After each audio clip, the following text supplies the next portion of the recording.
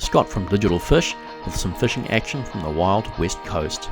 The swell was looking quiet enough to safely fish a spot I'd been wanting to try for a long time.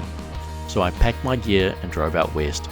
My journey would start at the top of the Rose track. Making my way down to White's Beach, I headed up the next hill, but missed the track and was battling bugs and bush as I tried to find an easy way up.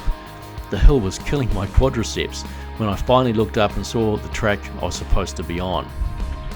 Hiking up over the next ridge, I came down into Piha Bay, just south of Ainawhara Beach, and was greeted with a calm looking sea and lots of rock fishing options. Carefully making my way down the track and over the boulders, I hiked around to the point. It was a bit scary looking down into the deep chasms I had to step or jump across along the way. The last chasm was too wide to cross. I'm no Bear Grylls, and I'd promised my wife I wouldn't take any stupid risks. Taking risks on the west coast can cost you your life. I was going to wear my life jacket while fishing and carry my ACR personal locator beacon, as I didn't have a mate to fish with today. It's always better to fish with a mate if you can. None of my friends were available unfortunately, so I had to take every precaution. I set up my gear and put out the burley and noticed a boat heading for my line. He saw me waving my hands and realised I wasn't just being friendly and moved away. Thank you, mystery boatman.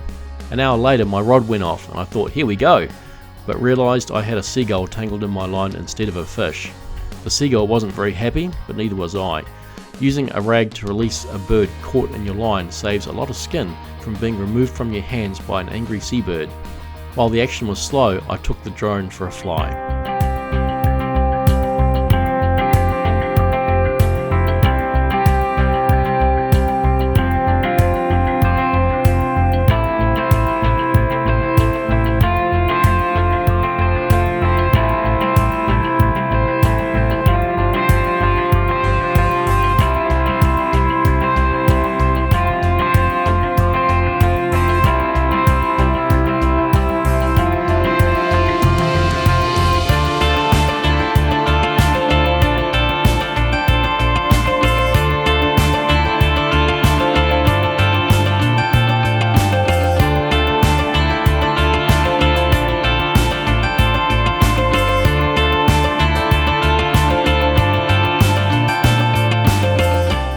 Not long after, I had my first fish, a small kahawai hooked on a floating bait in the Burley Trail.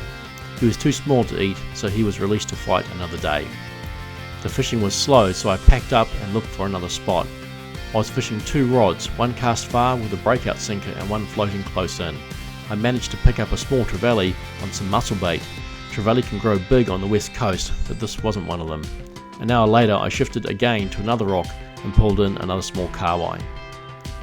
Even on calm days, rogue waves can wash up the rocks. You have to be vigilant all the time. This was my last fish for the day. Despite a good swell and an okay moon phase, the bigger fish just weren't around. I wasn't sure whether I was sad I had no fish, or happy I didn't have to carry anything extra home back up the hill. Looking back over the rocks, I thought to myself, I'll be back. This is Scott from Digital Fish. Thanks for listening to my trip report.